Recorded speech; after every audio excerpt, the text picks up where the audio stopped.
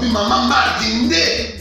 Maman Marthe nde. Balobi shop Africa Union. Ezoteka nyonso biloko ya wananini yo Congolais. Olingi ndeko na yo asalisa yo te. Mpona kolia na yo moko babondela yo. Mpona nzoto na yo baboya elengi. Mpo babondela yo. Balobi bio Africa Union. Ezoteka. Tutakola na basinois. Sino kolia pa ya sino kolia nini. Ndeko na yo ezoteka. Bazoteka biloko ya mboka. Ya fresh. Bio na bio. Sio mama mbayo. Kuna monkanja izali. Balobi nzomo eyali. Nkuba baniwa. Balobi enjenje ezali. Zakomba kanganya kwe mpoto ya mbise za. Balobi nyama ya botu ya bokombo to ezaga ne. Kala ngando ndengalani na basi. Oyebike na sutu. Ezako dia na peti. Po Maman Marthe. Ya soro. Po bato comprendre te. Mawa. Ba Congolais. Ou alonu. Pona kolia na bino moko. Ba kondela bino. Kolia na apeti. Chongo na yo.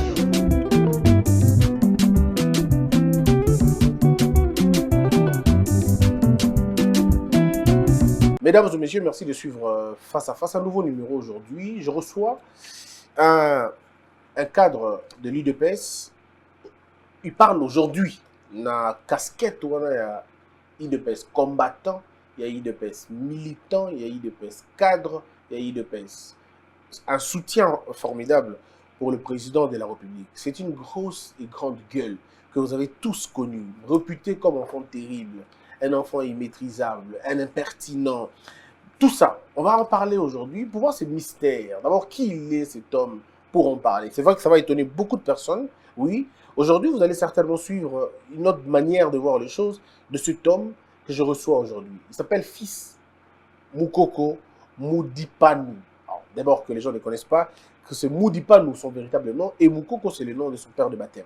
On en parle aujourd'hui. Fils Mukoko, Boni. Bien, maître. Toujours combattant. Ouais, toujours combattant.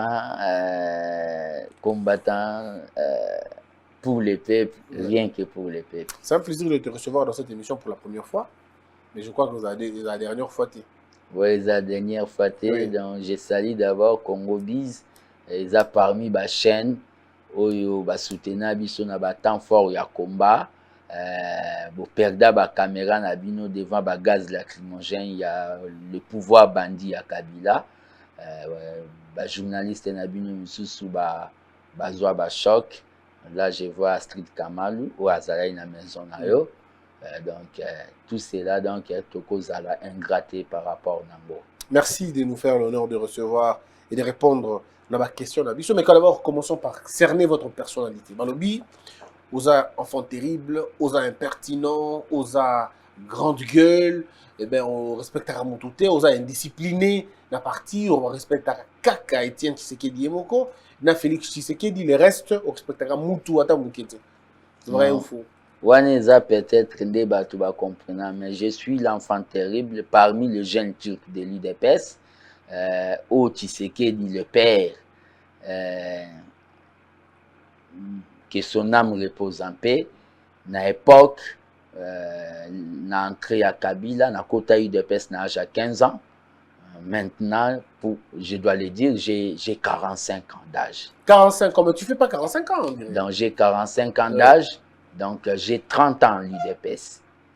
Donc, PCK, na kota UDPS il y a 15 ans. Et j'avais eu au Babengi opportunité à recevoir statut de réfugié. Na comme personne des Nations Unies, mais tu sais qu'il avait refusé. À la mission, peut-être, à au Confienga. Et nous étions 15. Il a refusé pour moi. Délégation, il y a 14 Wakenda. Qui, là, je vois Raymond Kaumbemba, qui était à l'époque secrétaire chargé des mouvements des jeunes. Il y a eu des PS. Il a été chargé à mobilisation. Donc, c'est quand je suis revenu à Epsingana Zonga, il m'a relevé comme secrétaire national chargé de la mobilisation et animation. Mais personnellement, je ne voulais pas de l'animation.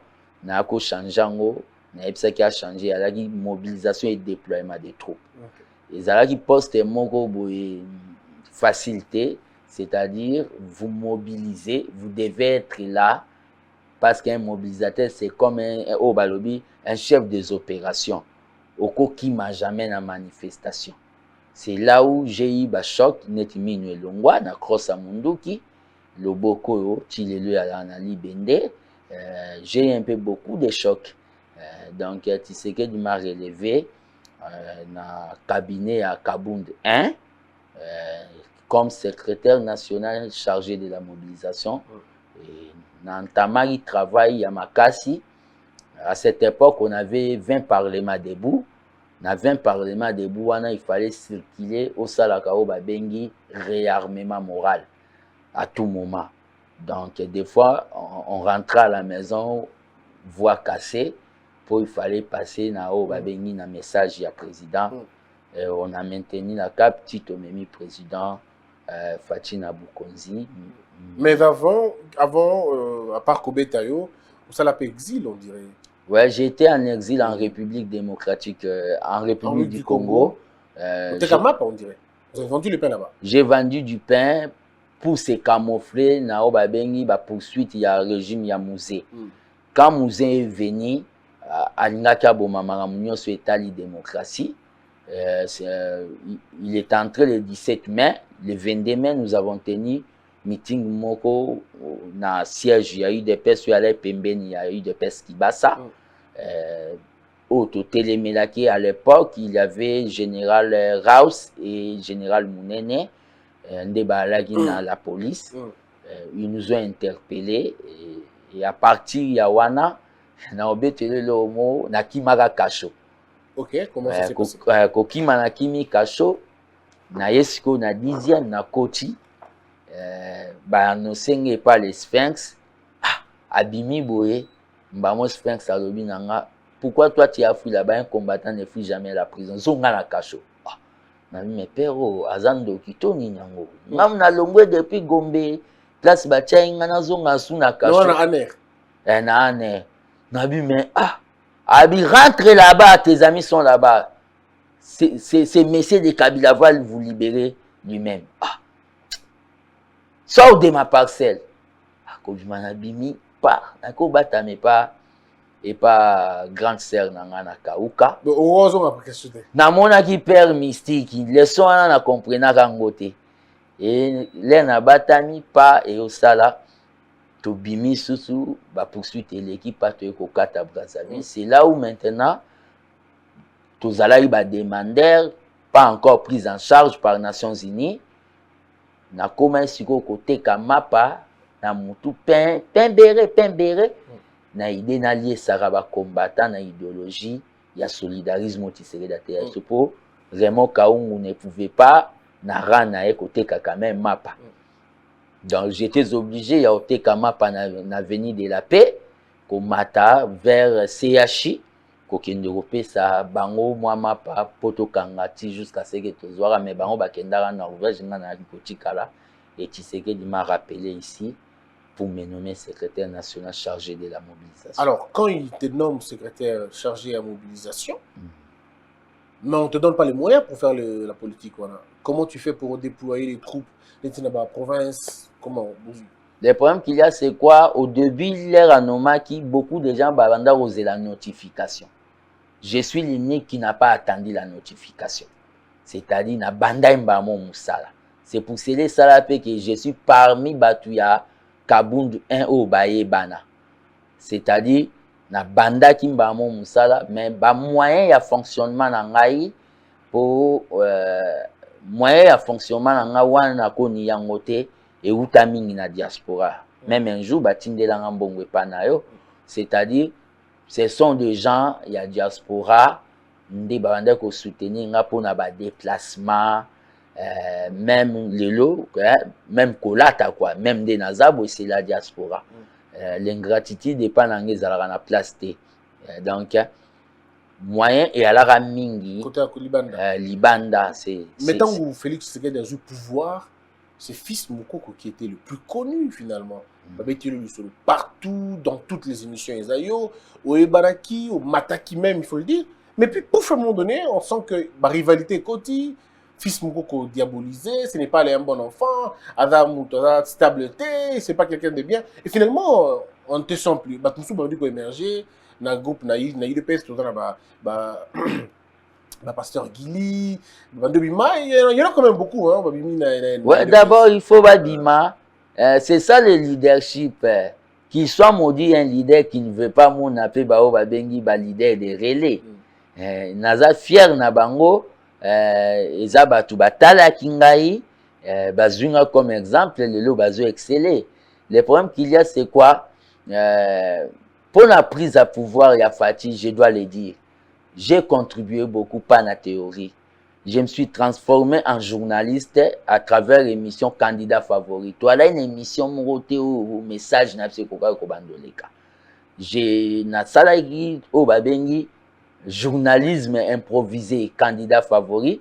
À travers l'émission, on a candidat favori, 100% Fati vite. Dès na bandai ko récolté $1 pour Fati. J'ai eu à récolter de 10 000 euros. Oyo ata mutu mote lelo akoloba ke mbongo na na pesa ke komate batutu bazo batitance nango.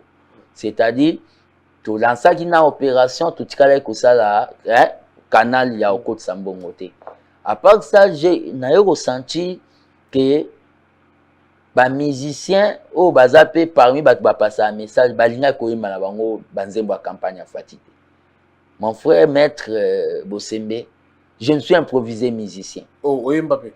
Na kota studio mais pour na salaga première vocale ezwanga 30 minutes. C'est-à-dire pour na baga Fati président, il fallait enregistrer bana bandela musicien mo boye a coupé des calas et langa ba témoin.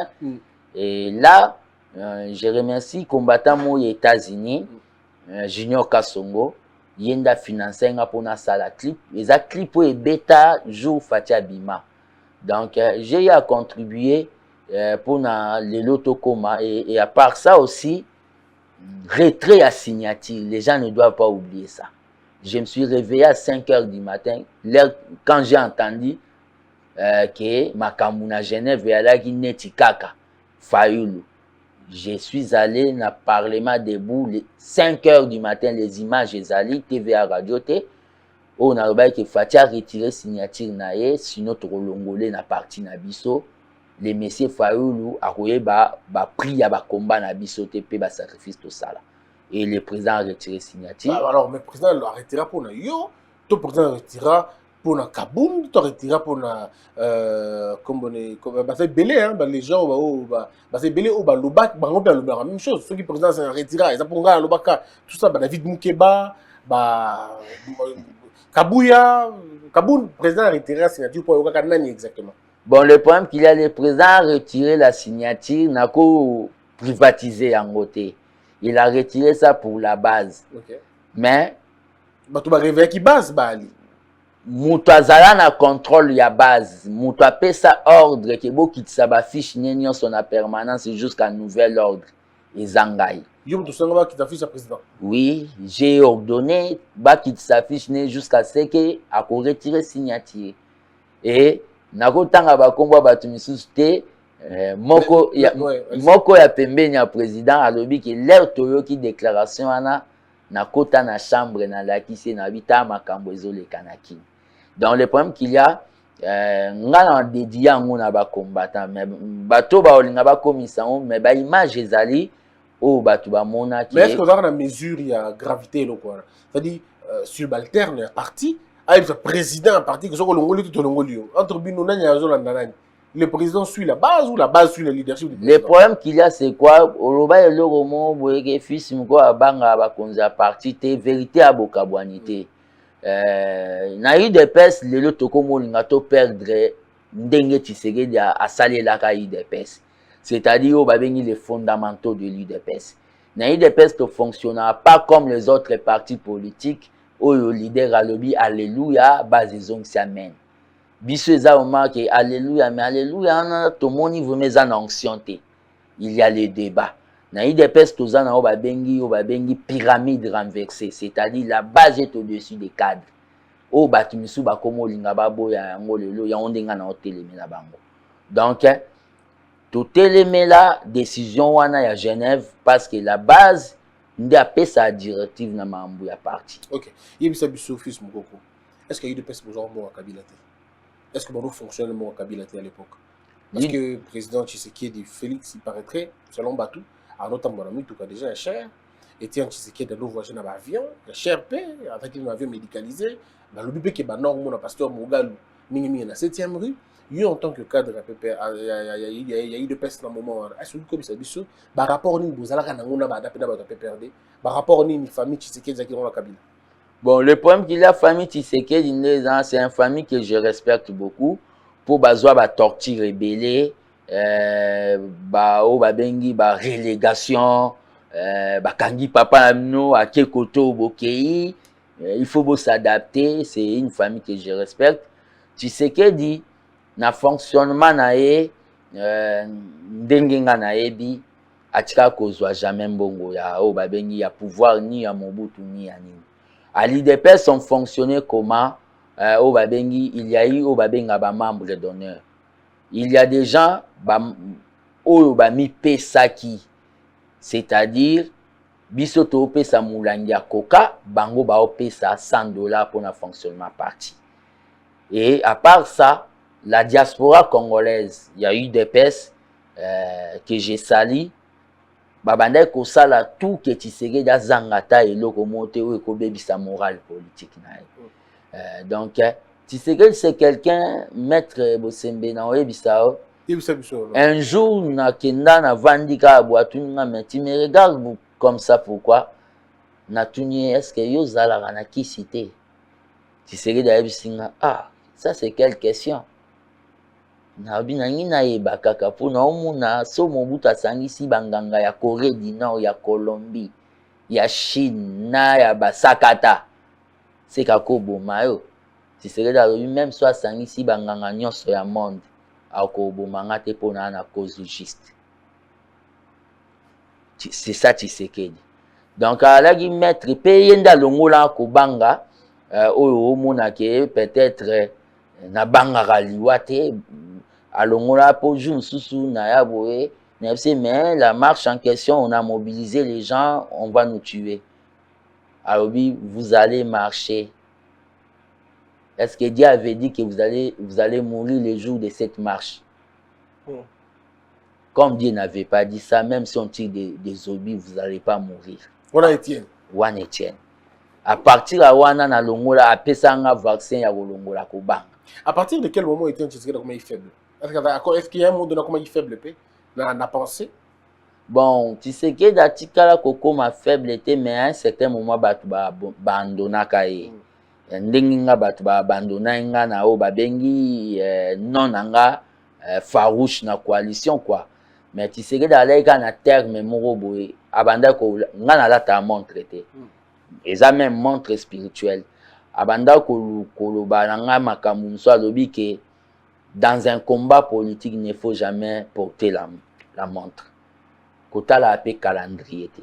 Sinon, vous allez déranger la temps. Sinon, au la temps, au lobandeni na onginda. Non, perdre. Donc, Tshisekedi aloba laisser le temps au temps. Et le connaît na tikara na ngoyangwana. Abi même si on perdre, batu tout bakei, mais soza na raison yeba ke ba rejoindre au cap. Donc, atikala jamais que vous allez affaiblir. Mais à sa format abisso l'air aloba na abisso na testament na que prenez-vous en charge dans ça abisso qui a okufa na yazodai. Est-ce que Etienne Tshisekedi a coûté na Kabila déjà Joseph? Je n'ai pas vraiment des informations parce que ça n'a pas été diffusé. Donc, mais en tant que cadre parti, est-ce que sur le modèle là? Il ne tolérait pas cet énergumène de Kabila. Lui, il l'appelait énergumène. Il ne tolérait pas parce que Kabila a tenté de tuer Tshisekedi dans l'aéroport en Ndolo. Comment ça? Abouyara qui a avion atterrir. Moutoua Sala qui a avion atterrir. À cette époque, moi je vois, dans le cortège, il y avait Sami Badi Banga. Tshisekedi Aloba Kiti Sayango Abo Mabiso. Et juste 2 jours après, Moutoua a autorisé à RVA Babo Maka. Vous pouvez aller vérifier Babo Maka. Donc, Tshisekedi ne tolérait pas Kabila. Donc yena Kabila ndega bana wenge baloba ezala yo babengi wa croiser ma désolé. Donc il ne tolérait pas Kabila. Alors, mais au-delà de tout ça, comment, avant la contre la question de l'Andawana, quel type de relation Étienne Tshisekedi a Félix Tshisekedi? D'abord au sein du parti. Parce que lobby Félix Tshisekedi, avec c'était pas un enfant chéri, papa n'avait la confiance n'a été, papa n'avait la confiance beaucoup plus na Martin Fayulu que na Félix Tshisekedi. Alors, Yoebisabiso en tant que cadre parti, quel type de relation y avait-il entre papa, Étienne, na Félix Tshisekedi, na parti, pas la famille, na parti? Na parti ndengezana Félix Tshisekedi aya Tshisekedi l'observer. C'est-à-dire il l'observait peut-être par émotion. Vous comprenez? Après ça privilège monté. Il y a un discours moko Tshisekedi alobara batunye un jour ou accepter moi na wa remplacer yo. Alobi parti za yangate so ba combattant de balingi na congrès. C'est ce qui était fait.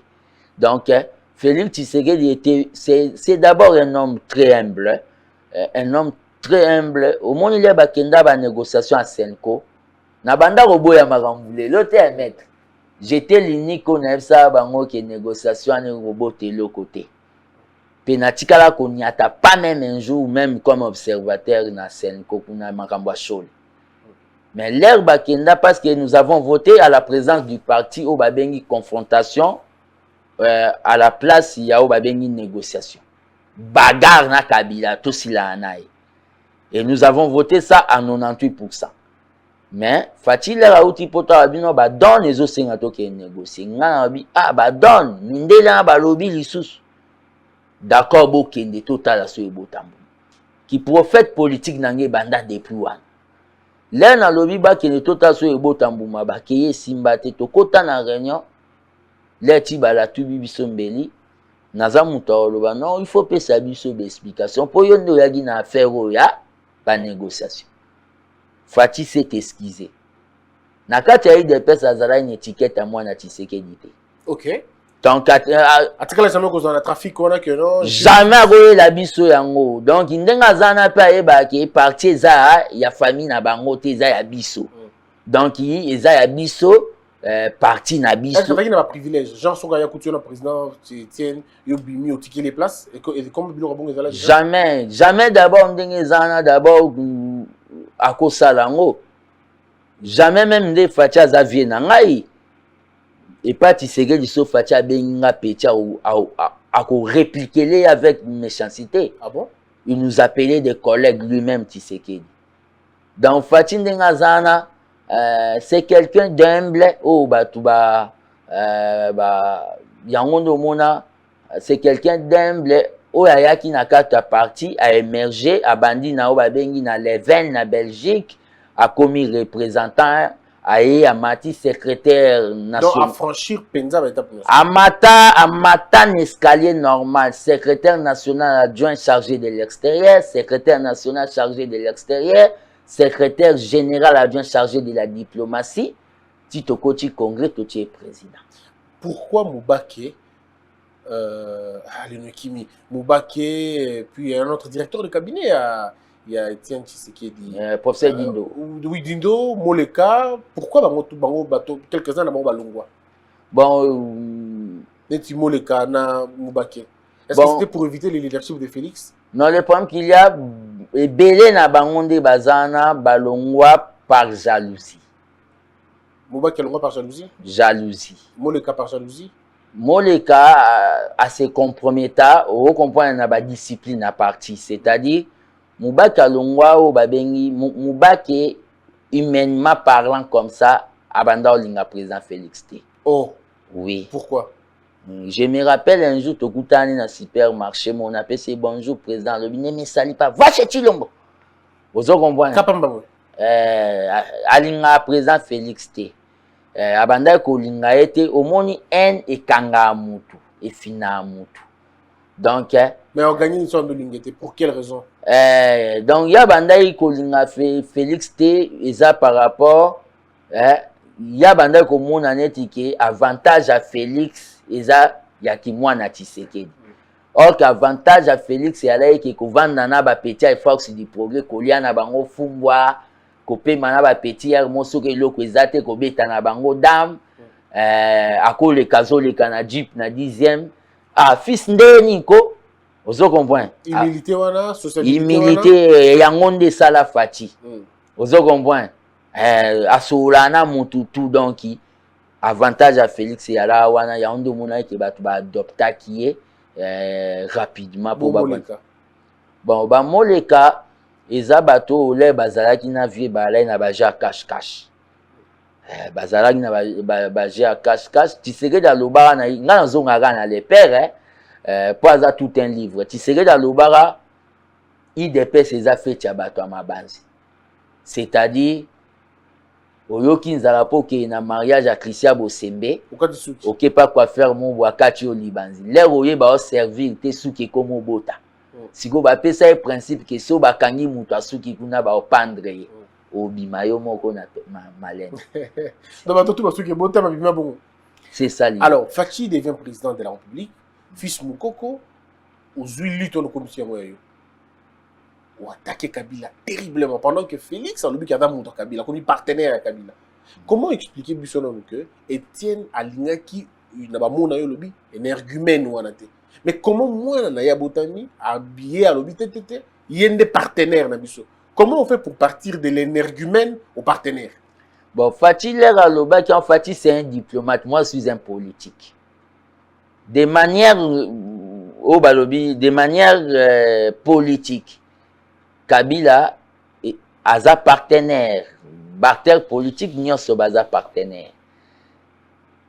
Personnellement, l'air balobi mambu ya coalition là, à l'IDPS, d'abord la définition de la démocratie, nde balobaka, le pouvoir du peuple pour le peuple, mais il y a aussi une autre définition de la démocratie où le lobby, la voix de la majorité mais protection de la minorité.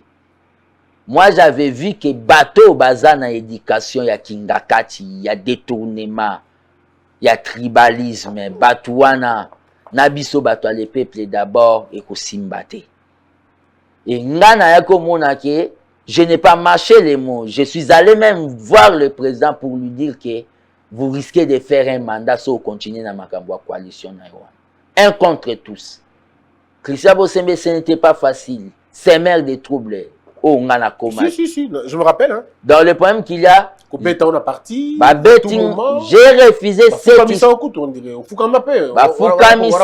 permanence. Le problème qu'il y a, j'ai été torturé. On a maintenant, on va dans 2 ans pour voir la côte à permanence sans être notifié raison. J'ai refusé ma cambouana ya coalition wana parce qu'il y a benga qui ont mariage à Angelou na demo. Mais ba récupérateur ba comme linga ba récupérer ngolelo bon ce n'est pas même important dans l'andelango. Le problème qu'il y a c'est quoi? Na monaki ke batouana ya FCC. Je suis le premier à dire que batouana ba sala ko ba bengi ba réunion ministérielle ya blocage avant réunion ya conseil des ministres. Et il est le Ekolobama. Bazala qui n'a mauvaise foi. Nga po na nga principe na pesa na cadre ya SBEL na armée des bâtisseurs tissérédistes. Dès que le président avait prêté serment, nga na proposé le président à travailler na au babengi ba secrétaire secrétaire généraux. Hein?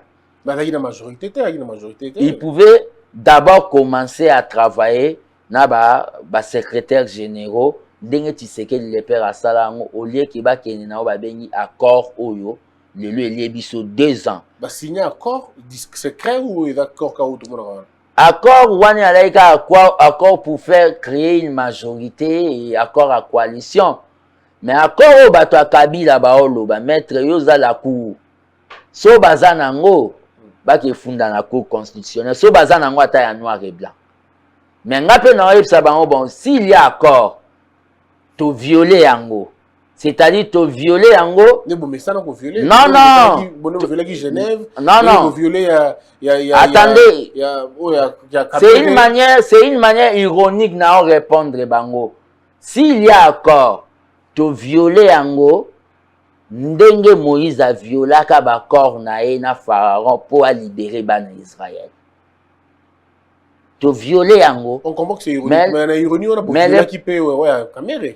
On a qui n'a Vital Kamere, ça comme premier ministre et pour ça on n'avait pas eu une majorité. Banger politique et salarié qui est au commis, on devait aller dans la situation de la coalition. C'est pour cela, le président Yaku Kotia na place ya Motuya, à chaque directeur de cabinet. Pour ça quand même exercice. Après, la Soukanangwa, elle est liquidée. Bon, elle s'est retrouvée dans Makala. Liquidation, c'est trop dire. Le président n'a pas liquidé. Fati n'est pas rancunier.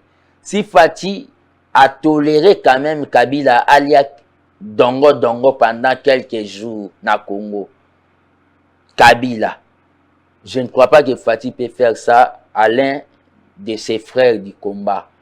Makambo au koti ya Kamere na obetango mukie. Moi j'avais dit l'air na kenda na tribunal pour na kotalo balobi démarrage état de droit. J'ai dit que procès autos à la prudence nous lui de pèse tout se faire justice té. Bande konanga INC bino pe bozana agitation té. Procès oyo on veut déstabiliser cash. Quand j'avais dit ça, tout le monde m'a accusé des caméristes. Oui, parce que là, Massaro, il paraîtrait. Tout le monde m'a accusé. C'est ce que les gens disent. Christian Bosemouza va camérer belé. Il y a d'autres choses que l'inato l'obate. Moukolomsou, sala na yo na dato olingi, ata les 32 so et à la calendrier. Yakana caméra na yo, ota la vinga na mena. Ozo ngalem sunama ya ol. Nama ya miswa kolela. Vous comprenez? Les problèmes qu'il y a... Non, attendez, je vais en venir. Quand moi j'ai dit que c'était un procès politique, on doit faire attention. Tout le monde m'a accusé des caméristes. Mais il y a quelques jours passés, Kabou a Autolobani, que c'est les FCCND va précipiter arrestation à Kabila. Quand Kabou a dit ça, donc ma parole à Kabou Yeza Yezu, il y a un des caméristes. Non, parce que il défend qui caméra, il paraîtrait. Il y a Massaro une relation. Non. Massaro, Christian Bosembe, je suis parmi les gens. Nagomi Beta n'appela ça mon bonda, c'est-à-dire Nabimane Tiliebo. Pour perdre Nangaza, na kombote ne ba Juliana Lumumba, bana bakasavubu. Ngana bima fils mukoko. Ngane na koma identité.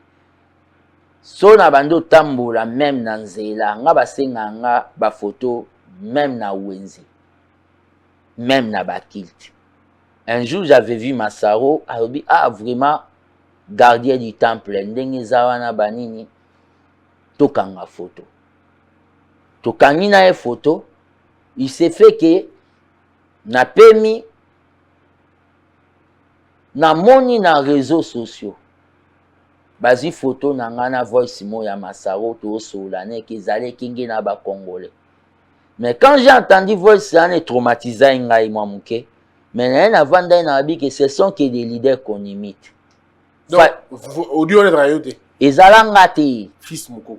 Audio on a rayoté. Ezalangate. Yoté muto betana Massaro masolo ya vandano calme eli karango talabo salabo. Mais ceux qui eza audio nanga on cause na ba audio. Babi misape audio Massaro ba master nanga ndenge nini ezalate. Bazwaga audio ya fils Mukoko na bango ya kindoki. Et j'ai répondu à Batouana que ce sont que des leaders qu'on imite. Kofi Olomide za ayoka saisa ya imita keboye. Fatia Vanda boye ayoka vraiment bazo imiter copyright. Il y a des gens ba imitara ba Kasavu boye consort Kabila ayoka ba imitara. Ce sont que des leaders qu'on imite. Mais l'air basala quand c'était tout simplement pour ba kundanga et pas ba détracteur nangai. Mais ezaba marambo pas ba mbasu ba poison maramsusu mais tellement nazan à cause juste. Mais quels sont vos rapports avec Vital Kamerhe? Vital Kamerhe rapport nanga c'est un partenaire politique. C'est un partenaire politique je profite de l'occasion pour na ebise bonne guérison. Après ça on bon non. Kopé sanga mbongo. Ko kabela mbongo na cadre combat na o. Oyebi d'abord ko kabela mbongo batu baloba na auto ebisa o la vie que je mène. Hein? C'est une vie qu'on ne peut pas filmer. Vous allez comprendre? C'est une vie qu'on ne peut pas filmer. Mais pourquoi vous avez mal compris? Vital Kamerhe tokutana nae mbala liboso na cité de Loya. il y a eu au incident, il y a ko pasola ba fiche na Lualaba. Biso tomati to pasola fiche ya Kabila, bato Kabila pe ba mati ba pasola fiche ya Fachi. Et Vital Kamerhe étant que pacificateur, a bengi biso na ba rue Magie, a lobi non, il faut bokende ko ça la mission mon na Lualaba ya apaisement ya jeunesse ya les deux camps. Là benga biso moi je ne connaissais pas motif. Là na komi na bi na bato nga na bango ko simbate. Nga na za anti coalition. Place marambo elalaki. Mais na rencontre wana na zala anga mon côté. La compte a eu des pèses.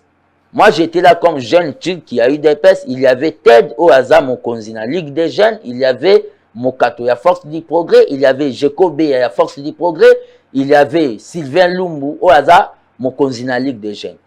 On a pris des photos, mais c'était seulement la figure à fils Mouko Konde Vital Kamerhe corrompu. Makambu oyo baoloba ya Vital Kamerhe ba tendance na ngai o Kamerhe Amida et consort. Christian Bosembe nga na otoza bana mama Marti Tshisekedi. Mama na biso actuel eza mama Denise Nyakero. O vandi boye na oleka na tala réseaux sociaux na moni ba petit na nga na format. Na kotanga kombo na ete. Amida Ndumba. Na benge tokutane par hasard na binde na landaki omona nde na betaki na bi obetaki nini. Na bise yo ndongo zoloba na mama Amida za Ndumba. Oyebi keta de deux ambelia minu mibale. So akofundo na justice. O laksa soki ki Ndumba ngo kale sone ya la ya jaune to ya rouge yo laksa. O kansi fatia kokotelo. Éducation maman Marthe apesa biso yangwana. Koloba na lobi na ebongo lobi ake na parlement debu na bomba mabe. Fils mko ba pesa ke mbongo epa Amida pa corrompre. Omoni comment naza victime. Le problème qu'il a on a une pote bien de qui on parle finalement. Ces garçons c'est qui? Nani? Moto alors bekena na bon mabe. Oyebi babilo msu na boyaka na boya kombo peut-être que kotanga kombo na idée ke na sina fuli petro. Na sina fuli petro. Mais yo personnellement donc madame Chature a pesa mbongo te, président Kamerhe a pesa mbongo te, Massaro a pesa mbongo te. Massaro n'est pas mon ami, nga ba minanga, moi je suis un non aligné, ba minanga za ba parlementaire debout. Là na émission na omoni nga na camarade. Nazala na principe ba Brazzaville oyo eloba ke moto a moto te nzambe nde moto. Beaucoup mitu ko mbelo tambola ngo ezali. Le problème qu'il y a maramba mituka mutuka. Na olobazi na osenga d'abord au peuple congolais avant na le Congo likambu ya masanga olobaki nini? Si vidéo masanga mona vidéo fils ngo alango na bi mais au leader alango nini? Ouais, d'abord na zo profiter de cette occasion pour na senga peuple congolais d'excuses pour na art ya ba masanga na. Omoni na vie muna mutu azala na démon na ye. Mutu mso aza na démon ya songi. Mutu mso aza na démon gourmand akabaka na ete. Mutu mso aza nega na démon akindumba. Mais jusqu'au démon na masanga. Mutu mso aza na démon ya masanga ya laki démon na nga. Mais à un certain moment, les Congolais, les mamans situées à la diaspora, mingi ba fukama na se po ba sambela. Na blessa ba tout trop.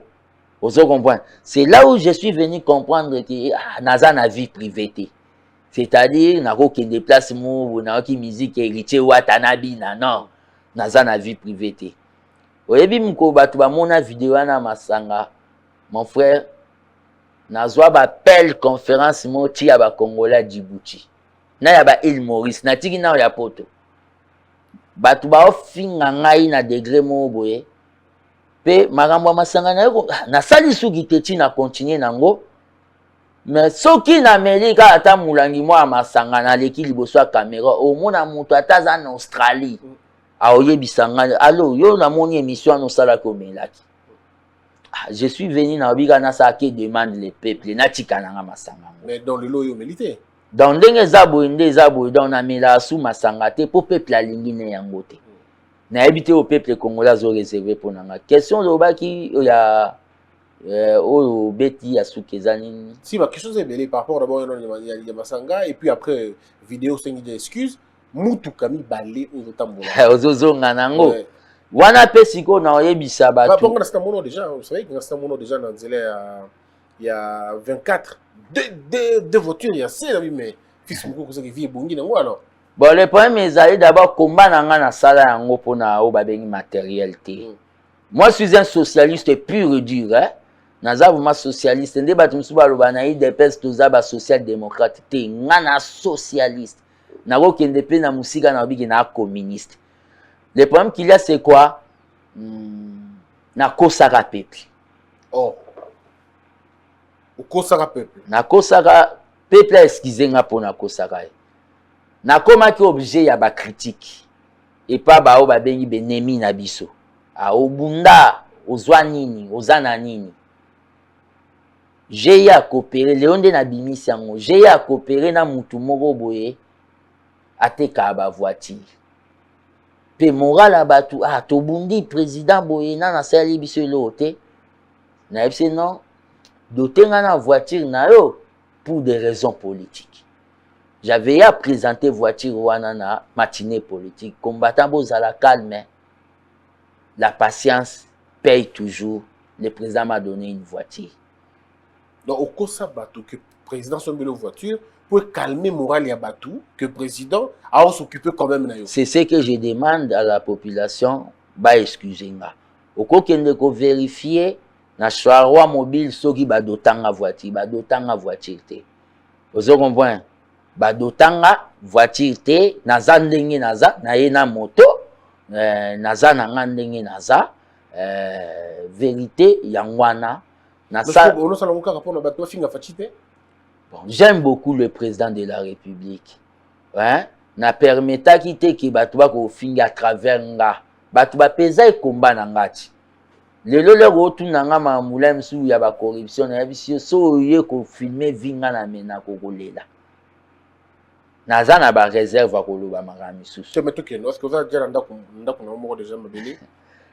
Je suis venu parler du peuple congolais à souffrir. Nazo vivre vie à ba peuple congolais au baza instable. Est-ce que les gens mesurent le combat que tu as fait en termes de matériel malheureusement? Donc, nazo vivre vie au ya ba peuple congolais nyonso bazo espérer que le ko la président lobi qui s'allume banda ba ko se retrouver. Alors donc maintenant le mea culpa est passé donc pardon na yo peuple à part on ko ça ngoni avant tous les camps. Bon, le problème qu'il y a c'est quoi?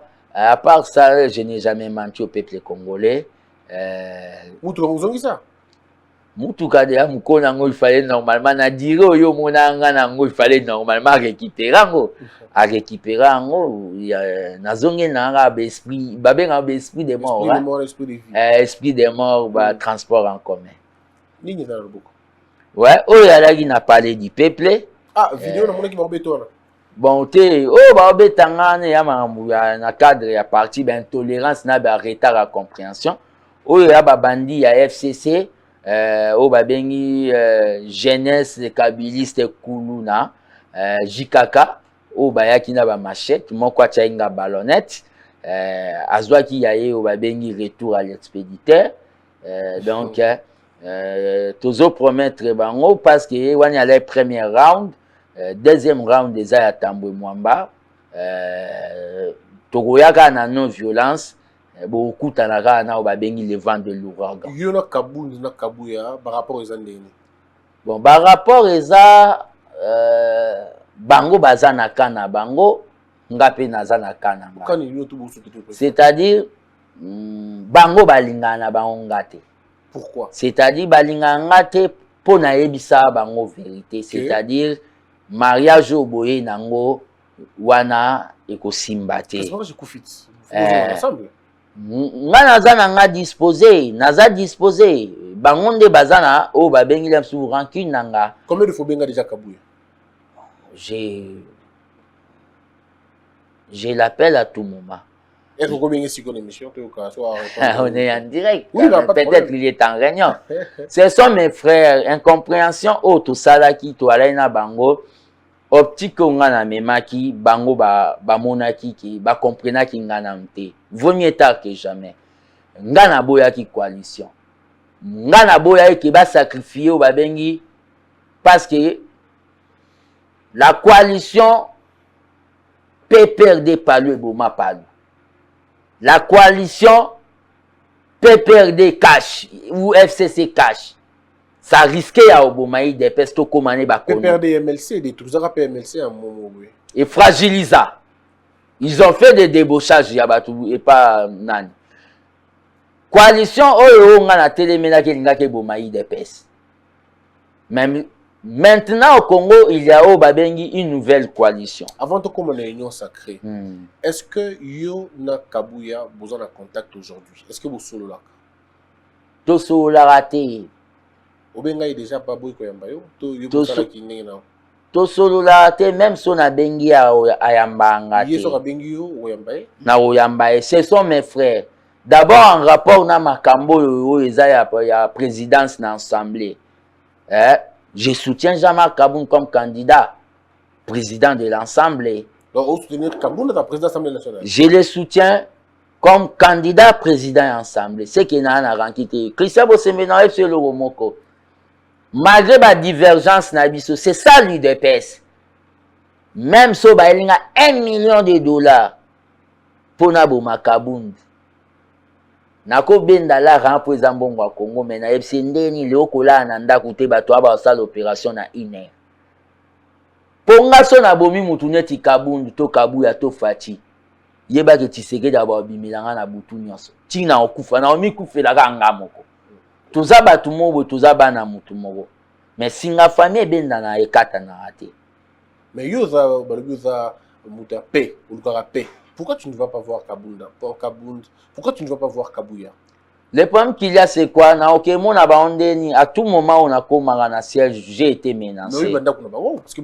J'ai été menacé. Même en termes d'âge, même en termes de philosophie. J'ai été menacé à tout moment. Intolérance, nabango, et comment tu as béni overdose, les cas qui déjà. J'ai été menacé. Ce moment même, à part parler du peuple, parce qu'on devait déboulonner ma bunda. Mais ce que tu as l'image mingizo les na TV dans une manifestation de soutien à président nae au mona batubaya menacé toujours commandité et à part ça koko matina point moko boye o vraiment na kokate basa elo kuruze adie fils mukoko kuruze vraiment boye adie fils mukoko non les akaboun c'était akabuya té ce sont des gens soko moni bato basali yango au mona bakunisa bango. Mais le problème qu'il y a, c'est quoi? Moi, j'étais dans la logique. Je ne voulais pas que Toko Manaoba Bengi qui partait Koufa. Bon, la force du progrès. Force du progrès, Tozana Bango même moral. Ce sont des gens où on a bango topé ça ba vie na biso. Vous comprenez? Ce sont des gens où on a partagé na bango même au Bengi lipa mukoko la lipa. Tozana bango même moral. Alors, Toko t'en a débat Moussoussou avant de commencer. Fils Moukoko, qu'est-ce que tu regrettes d'avoir perdu dans l'IDPS? Est-ce que aux autres autant la classe mieux parce que au côté de PES, 15 ans. 15 ans, je me rappelle que moi, on est dans la 4e année des humanités, quelque chose comme ça.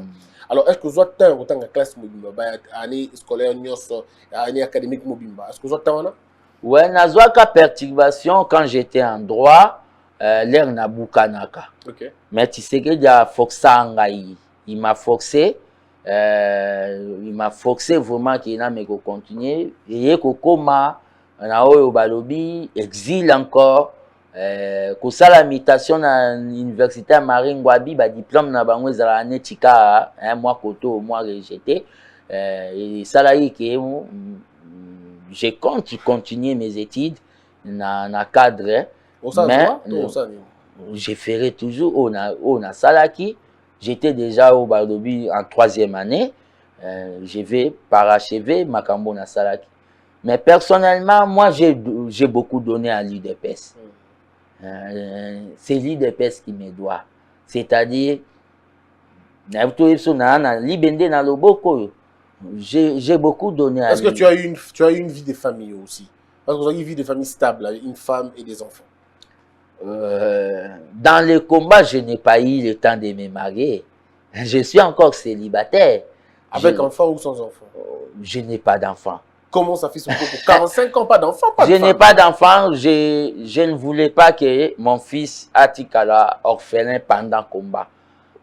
C'est-à-dire, combat au biso to sala les alara blaguité les na lo bango na oka nazo sentir ba martyr c'est-à-dire les alara blaguité na koka ko tika pe moi na moi ça ba tout moko vevu na âge à mouké. Mais c'est quand même bizarre parce que Félix Tshisekedi a eu quand même une belle femme, il a eu des beaux enfants, Kabounda a eu des enfants, Kabouya a eu des enfants, vous êtes le seul à ne pas avoir. Bon, philosophie, Yesu pas la raté, mais ça va mission minene. Donc, philosophie nanga, les jours que na omona moi si oyo, a okoka ko supporter politique nanga.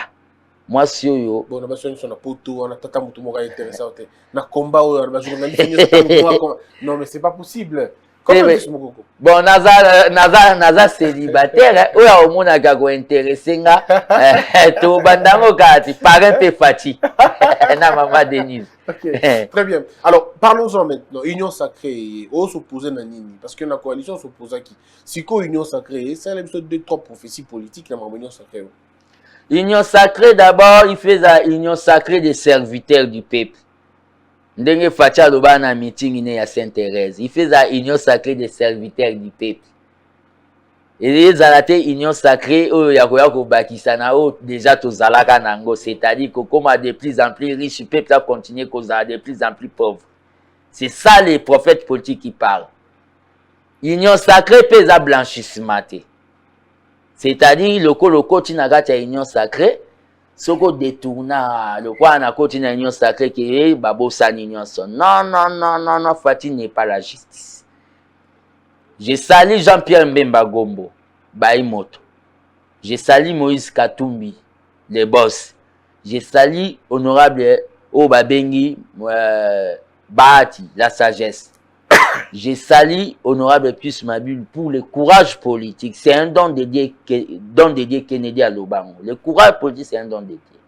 Je salue honorable Denis Kambaï, Batutu, de Gracias Mutombo, Batutu, Balongwe na Masuwa, ya Titanic. Oh, donc, de Gracias, il n'y a pas de FCC. Bango de Gracias Mutombo, Bango, tout Balongwe na Masuwa, Titanic, pour la matana. Quand même, hein? L'essentiel d'avoir accepté de quitter Naoba Bengi les mal pour venir du côté du bien. C'est-à-dire, j'ai sali Batuto Balongwe na Titanic pour matana Arche de Noé. Donc le problème qu'il y a, c'est quoi? Eza blanchissement. En rapport au pena makambo yakokwe na mabund. C'est bien bon mesure on a besoin qui acte les républicains. Mais acte républicain on a ezalaka ate pona bao babengi ba emolima na bino bambongo na bino po bandeko ba pese mo $15,000 qui nanya lobi qui Molière ali lobi que ba pese mo 15,000 donc Fatia a corrompu ba député. Le problème qu'il y a c'est quoi au moni babilo msu batu msu balobaka ya onde na mona ke politique ngongo ekominde ya biso. La jeunesse ne doit pas ndenge lobaka ndenge peto na koyebisa yo la jeunesse n'a jamais logo barobarake. La jeunesse c'est l'avenir de demain. La jeunesse ne doit pas se considérer comme une salle d'attente. Batouan baloba la jeunesse c'est l'avenir de demain pour bango ba regnac. Ba genre ba propos msou ba père msou ba zoloba c'est regrettable. Au monima ambo ba député. Kabila c'est quelqu'un so kene na ba bengi champ. Il y a corruption au coqueté. Kabila zana o babengi ba coffre fort ya ba coltan na ba uranium ba bomba na ba kingakati so na ba mboka nini. Terrain à corruption so bo pesi $50,000 lui va donner $500,000. Ba député ba la kinde jiba lobaki. Lokola moto liboso ya de chemin wapinzela ya bien. Oui, m'a bien. Des chemins de dissolution ou bien Mabunda Koya parce qu'il manque du respect de l'institution président de la République. Ba député Batalisco, ceux qui toquent na dissolution, ba Christian Bosembo, ba candidat na ba fils Mukoko, toko gagner. Toko isara moto. Donc, ça li sur la bango, ba préférer bango que madame que Mabunda. Batali que so ba zongi fatia ko aligner ba Christian Bosembe, ba fils Mukoko bango ba opola. Babité tout ça à Kabou. Ya onde nazo bake l'air bazo kotana o babengi session na bango toyoka mingi peuple.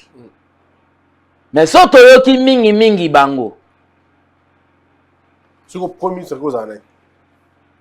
Premier ministre, Premier ministre. Prophétie, hein? Maintenant, vous avez Premier ministre Mambo. Bon, Premier ministre, n'a vraiment pour le pragmatisme. Hein? On n'a pas besoin de tout le monde, il y a macroéconomique. Nanzungwa muteko taraki. Hein? Macroéconomique, biloko anle balobela ba mama bikuku na bibwa. À comprendre on est macroéconomique. Pour un Premier ministre, je vais proposer à Moïse Katoubi. Premier ministre. Premier ministre. Ministre des Finances. Ministre des Finances, n'a proposé au Yabiso Marcelin Bilomba. Ok. Ouais. Donc, on a le gouvernement, on a des gens, n'a proposé, Ezaba proposé. Pour la justice. Justice n'a proposé Vienanga Francky Diongo. Au débat de défense. Donc, défense, il faut bien élever Sylvain Moutombo dans la défense. Dès que tout le monde a beaucoup de défense, non, comprenez? Sylvain Moutombo, parmi les ministres a eu des pèses au excellé dans l'action. Depuis le monde a rendu une fois la défense, c'est un niveau numéro 1. Quoi. Bon, ça, on va évoluer. Mais vous pensez aux allez Rambo? Ministre d'État chargé de la reconstruction nationale. Et là, quoi passe? Kabila Ozala et puis le Marambo. Kabila Ndengazana, il y a la sénateur à vie.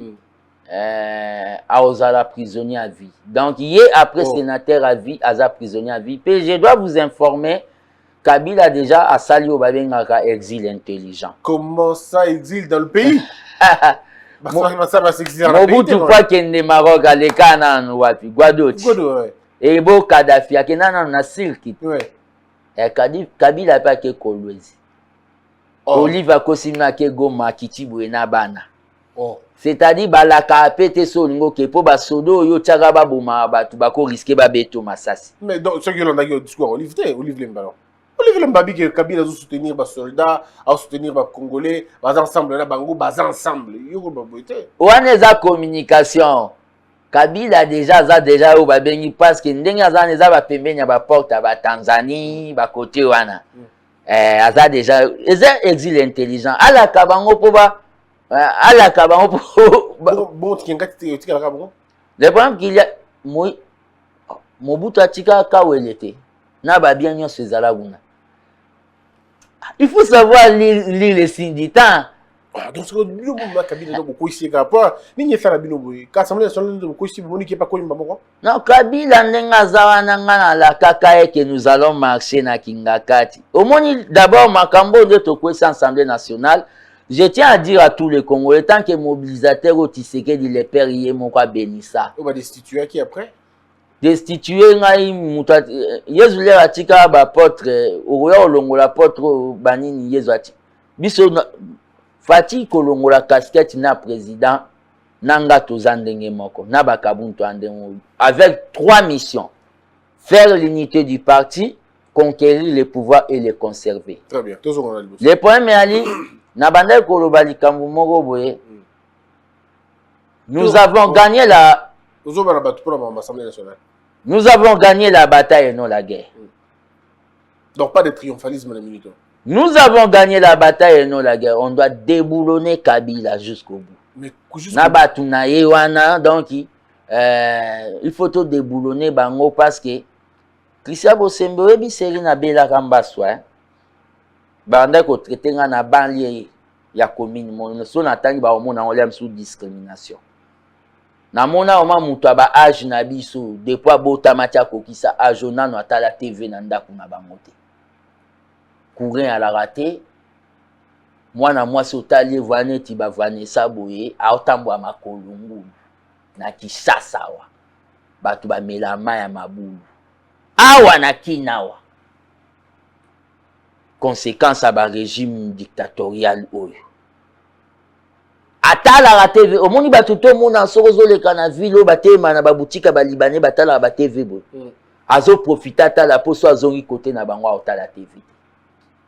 Bapima donc pima qui peuple même ya muke le minimum voilà. le minimum pouvoir wana ya onde lobby que des fois batu baloba côté moi je suis très très impoli même voyou vis-à-vis ya batu tout bakanga peuple na en otage na respectable Kabila respect au savanate na kotika ya jamais ko respecter il faut na manquer jusqu'à la moelle épinière. Ça je vous le dis. Kabila d'abord a master na biso. Oh master nota mukolo no yona 45 ans 48 ans 49 ans quelque chose comme ça. Tozaba jamais master mobo akoya azwa biso akanga biso catch ti 18 ans te wana nga na olinga ngote. Da batu wana to mona basala ba makambo wana na ataku ba pe bana ba bakamwa regarde comment il manque notre papa na manka ba papa na bino po ba kol sabino a bien mal aki na biso. Place à Kabila les années lelo place né Kabila place né à l'air sénateur à vie mais à place né à Souka eza o ba bengi prisonnier à vie. C'est-à-dire Kabila na loba na bato eza pe prophétie loba kima.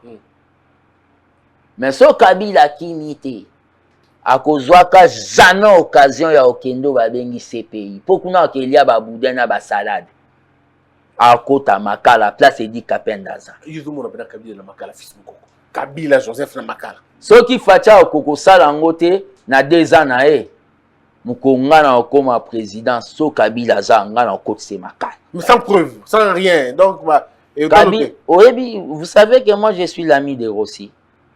OK. Vous savez que Batuto au Kabila régime il n'y a jamais eu de mauvais trucs et de mauvais chefs. Batuto au Kabila quoi Lazare responsable de crime même économique même bateau bakufa. Baza bantabate. Il n'y a jamais eu commanditaire Esaïe. Comment ça y est commanditaire avec qui va commandant la bangwana? Non non, Christophe Sembetika ko sala journalisme, c'est lui le commanditaire. Yabarma Matungu, c'est lui le commanditaire. Batwa baza bantabate. Batwa nde baza nan tabande bakata ke longi obosani longi menga nazo mona gosinde toalaine na kankokolo. Nazo mona yi. Parce que Batwa il peut jamais avoir au babi réconciliation sans justice. Justice est préalable. Donc Bino la bango c'est jusqu'à la fin. Au moni na Burkina Faso, l'air Blaise Compaoré à Koyaki. Basala ou babengi abolition ya parti naïe et fonctionner sous té. Depuis le pour abolir parti. Ngaso na comme président na mboko na Obama FCC.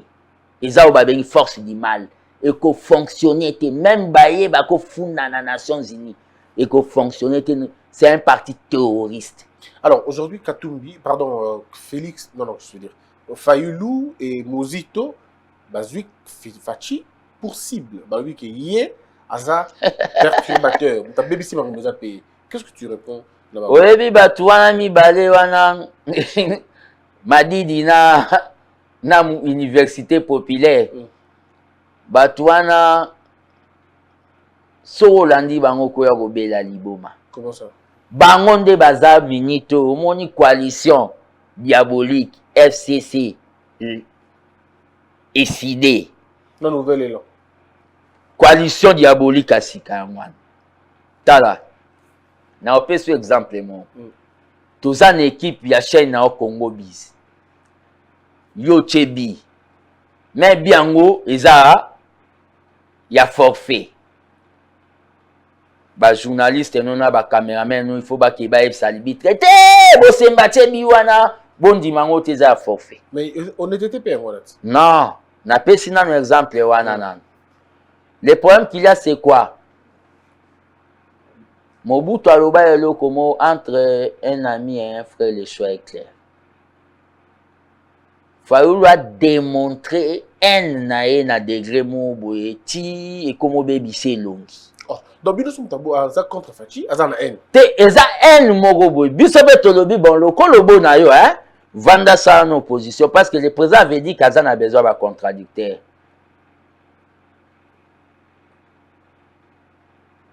Soki Kabila lobi bosemba bogar na 12 heures.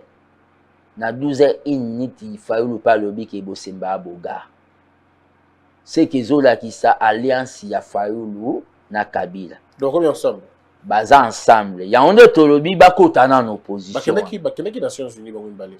Bakota opposition wana basala ngona makasi mais biso ka nde toza boye. Nde tozwi bukonzi boye. Ti ezwa koya. Comment ça fils Mokoyo bio républicain? Bah républicain va respecter le texte. Donc 2023, botiki pouvoir, non mais nazole biso 2028. Ti ezwa koya c'est-à-dire nde tosane remise en reprise eza ndenge nini batu ba comprendre te ba kansa to instaurer dictature. Facha robeta de mandat. Alongwe. Neti na ANC Mandela beti de mandat alongwe. Tabombe ki papa na kufaki na komba ba remplacer ya beti. Zuma pe balobi ke yendenga zana yeta tanga te banya bimisi flèche boke bana bunda akoti Ramaphosa ndenge mo pe biso koza. Donc UDPS na bozo bande UDPS ndé. Donc UDPS sorti dans le pouvoir ti Jésus facha bobeta de mandat longwe ngana koti na beti de mandat na longwe kabunda kota beti de mandat longwe yopo koti soko adere na UDPS beti de mandat. Donc il faut adhérer na UDPS. So na adhérer dans son pouvoir te. Tozawana nanu de manière démocratique. Yangonde batu parce que c'est ça il y a un parti politique. Conserver le pouvoir le plus longtemps que possible. Si en utilisant le moyen démocratique bien sûr. Les moyens démocratiques. Yangonde moni nazak bisusu tant qu'un homme de paix kosenga na papa Titenge Yezu médiation entre ngai na bandeko na nga bakabunde. Na sengi médiation po bato bele ba biki fils ngo teti. Na sengi médiation entre ngai na bandeko na nga bakabunde. Na sali kaka o balobi neti na Bible. Moi so azalai na raison que moi na ye. Liboso Salomon. Que moi na ana siko eza IDPS. Que oli akufa na pesi bango raison. Ngana luka contact wana bakasi na kutana na bango na expliquer bango na même partie émission yo au sein de la médiation. Pour l'intérêt du parti, pour l'intérêt du parti, na sengi médiation wana, il y avait eu des incompréhensions, tir et aller de partout. Hein? Côté na ba ba fanatique na ba banda ko tirer, moi aussi je devais répliquer par légitime défense. Pour l'intérêt du parti parce que nous devons consolider l'UDPS na idée que tout le monde a perspective. Merci beaucoup, Fils Moukoko, c'en est fini. À mon côté, il y a particulièrement un Koloba. Mais où elle est là, je crois que tout ce qui y a, tous ceux qui sont nommés Premier ministre, d'abord informateur, ou bien informateur vous en êtes. Bon, informateur, attends, soba nommé, ils ont un boulot à gravité. Donc, koyeba ke nombre wana baza combien est-ce que balingaka on a sangisi ba on a pesi rapport na go beta on a une semaine. D'accord. Donc alors ce que je disais, à mon côté, il y a un ouais, je remercie d'abord Yondengo Yambinga. Merci. Na so senga na batu ba soutenir yo pour le peuple congolais au azalaka na téléphone te abando talope awa na ba TV na biso na ba itando ike. Na remercier batu nyonso o balinganga na ba o balinganga te. So na salaka mabe na parcours na nga na ye osenga bino bolimbisi. Na remercier encore ba ndeko na nga diaspora o na ba moment pe ba temps difficile ba continuer toujours ko soutenir nga. Pasteur Gilit a botelo leadership. Olobi Pasteur Gilit. A botelo leadership. Nga na gardien du temple, prophète politique. Moi j'ai dit les choses qui vont venir. Nga na loba makambo ekoya naza prophète politique. Mais vous avez une relation bien avec Gilit? Relation na ngai vis-à-vis à ba parlementaire de l'Union eza normal, naza modèle na bango. Mais on a plus populaire que yo. Nani? Gilit. On fait une émission sur lui. Non, tout le gars. Non, moi j'ai fait au début des fois le problème qu'il y a c'est quoi? Nga naza acteur politique. Depuis combien d'années on a ya na Congo business? Des propositions, c'est la première fois. C'est-à-dire, je parle aux hommes point quand il y a des choses à parler. Très bien. Ndenge na otiko na zolo bana batuke.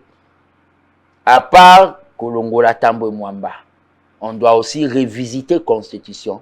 Poto longola babiloko les moutons de Kabila ne touchent pas, les coqs de Kabila ne touchent pas, même si Kabila avait tué les papas de Bosembe, il ne peut pas être poursuivi. Article nion sur la protection vis-à-vis. Constitution, il fait comme Babengi, ils ont protégé le peuple. Mais l'article est dans la loi portant statut à l'ancien chef d'État, où Félix Tshisekedi a profité d'un pays. Non, mais c'est pour cela la différence. Nangana batebelo botanga ba dialogiste. Moi, je ne suis pas fanatique de Fatih. Hein. Ce n'est pas Fatih qui m'a amené à l'IDPS. Je ne peux pas accepter que lobby Fatih a des salaires. Il y a sénateur à Vina ex-président. Au moment où les Congolais ont 4 dollars. C'est ça le tisseredisme moi Jean. On doit amender Babiloko Anatou. Balongolango tout. Il faut balongola rôle ya parlement oyo le mabunda kwe rôle na bango tozela yangwana. Sinon dissolution na bango ekolié la bango. Jacques Njoli a déjà fait la proposition de loi pour supprimer carrément la loi on a ancien chef de l'État, mais bon, madame Mabunda Tchakango na coffre il le matin. Ouais, félicitations na ngasko na utarinde na zabo ya vana émission na ultimo zolancel. Pour il faut na zo makambo na koloba. Tshisekedi ayebisinga kendo bongisa na bandeko na yo. Même wala ina raison, senga bango bolimbisi. Mais le problème oui, lui va ça la médiation. Médiation c'est une manière, Le problème qu'il y a c'est quoi il faut balongola biloko wana nyonso. Il y a ba privilège wana. Régime oyo ezaya régime te qui batumo bazala boye bisoto zala boye. Non. Très bien. Merci beaucoup fils Mukoko. Je rappelle que d'abord les Londres n'aiment que dans Muluba, n'aiment que ngaba dans Congo en tout cas. Donc à Mukoko n'aiment que dans Congo, nous on est dans Congo papa Baté. Ouais, je suis Kassayen. Kassayen ou des Kassai oriental. Oh. Bato ebele baye banga ke nazala mu Congo. Malukai. Malubimpa bishiweo. Donc Malou il dit bon Kassai Mulubakine, je ne connais pas vraiment le Tuluba mais nabotama na Congo central. Mais tant tout à le Tuluba yoka. So bat batonga. Des fois tribaliste misusu le balobaka na yoka kaka makamda. On a vanda penye donc natika batu ke naza ne Congo. Babita mu Congo ego bepsele so makamda. Nabotama na Congo central, papa nanga batema aza mu Congo, kombo nanga mukoko wana eza kombo ya bakongo. Mais kombo na yo penza ezali Mudipano. Je suis le fils de Mukoko Mudipano. Merci beaucoup. Mesdames et messieurs, c'était un grand plaisir. Je suis Pélina, fils Mukoko, où vous avez des questions pour vous poser. Nous allons consacrer tribunal uniquement pour les et la note à note de réconciliation entre Jean-Marc Nakabouya pour que redresser parti Nabango et donc en réalité parti à unité, parti à union. Et je crois que Jean-Marc Kabound et M. Kabouya Boyoki et M. Kitengezo Bengiata la médiation, je crois qu'il n'est pas Yoki. Donc dans les jours prochains, dans le prochain jour, merci encore une fois, mon fils.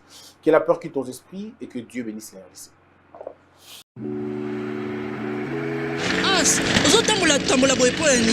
Divine, donc, nous sommes là pour la haute pour la babenga na Kinshasa, papa pour la maladie, moi qui fait natin de l'embongo, na haute na agence, nous sommes toujours en le bakangi, na habite na osuka wat. Atindi nota na aero agence yoka. Poponyo quick bango teka. Oh, divine ata mo mutazo bela ko le susu quick, na quick bango ndeni, hein? Non, quick bango ndeni, bango bazo là. Je le grignote le cash. Oyebi Quick Share te. Quick Share, une application de communication et mobile banking. Vous pouvez chatter et faire les achats en ligne. Envoyez de l'argent d'une carte Visa à un compte mobile money. Papa,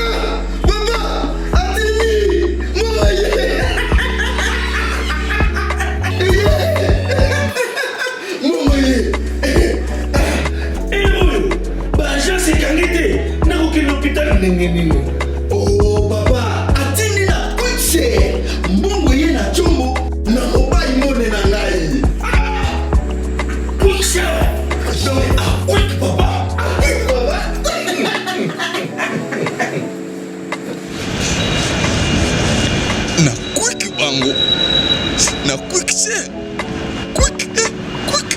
nakuki bango abama esili nango. Quickshare, disponible sur l'Apple Store et Play Store.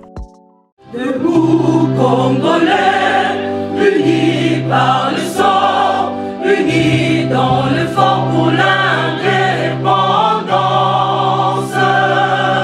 Tuine uso, sizobi noir, daimana shindo tuendeleye, na kinyama na piko, na mosala, totonga mboka kuleka kitoko, na kinyama na Kongo, toye mali, loye molonene ya lisa.